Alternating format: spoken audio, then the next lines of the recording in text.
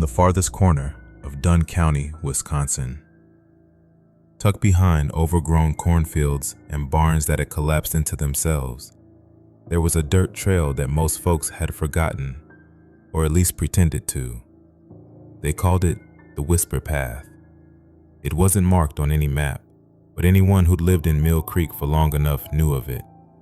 It twisted behind the old Miller barn, now nothing but rotted beams and rusted tools.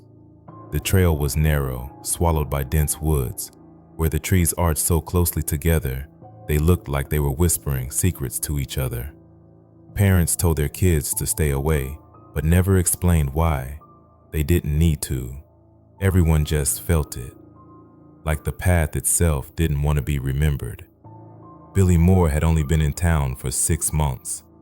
17, lanky, with a mop of dark hair and anger bottled just beneath the surface. He wasn't the type to fit in. After his mother's mental breakdown in Detroit, he'd been sent to live with his aunt, Maggie, who ran a small diner and chain-smoked more than she cooked. Billy spent most of his time riding his rusted Schwinn, listening to cassette tapes, and counting down the days until he could leave. To him, Mill Creek was a dead town full of ghost stories, broken radios, and barns that creaked even when there was no wind. And when his classmate Tommy dared him to walk the Whisper Path at night, Billy didn't hesitate. Not because he was brave, but because he didn't believe in anything anymore. It was a humid Friday night, the kind where the sky turns orange before swallowing itself into pitch black. Billy stood at the edge of the trail with a flashlight in hand and his backpack loosely slung over one shoulder. The trailhead was barely visible, just a narrow gap between the trees.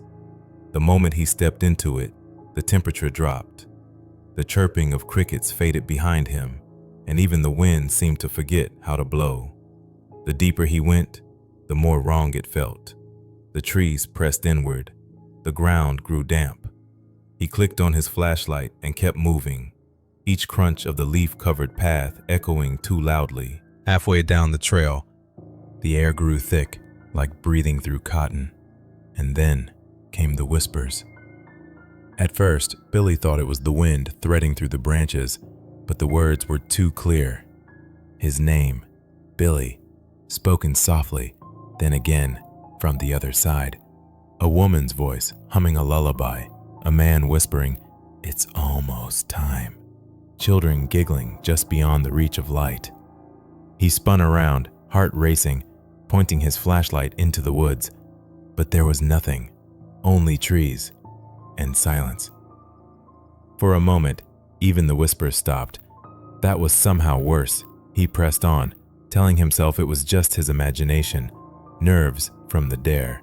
But then his flashlight flickered, not once, over and over, like it was reacting to something unseen, and for a split second, it shut off completely. In that second, he saw something he couldn't explain. Eyes, dozens of them, peering at him from the branches, glowing faintly like embers. When the light came back on, they were gone. Billy's legs trembled, but he kept moving, unable to turn back. Something behind him now seemed to follow, soft footsteps matching his own, just a heartbeat late. After what felt like forever, the path opened into a small clearing. At its center stood an old wooden barn, nearly identical to the Miller barn that had burned down 30 years ago. Except this one was pristine, as if untouched by time. The wood was dark, almost wet. The door hung half open. A single lantern glowed inside. Billy stepped closer, unsure if he was awake or trapped in some kind of dream. The whispers had stopped again, but something inside the barn was moving, slow, deliberate footsteps, pacing back and forth. Billy's instincts screamed at him to run, but his body betrayed him. His hand pushed the barn door open, creaking loudly into the night.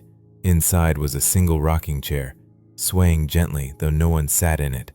On the floor, strange symbols had been carved into the wood, circles, spirals, and names.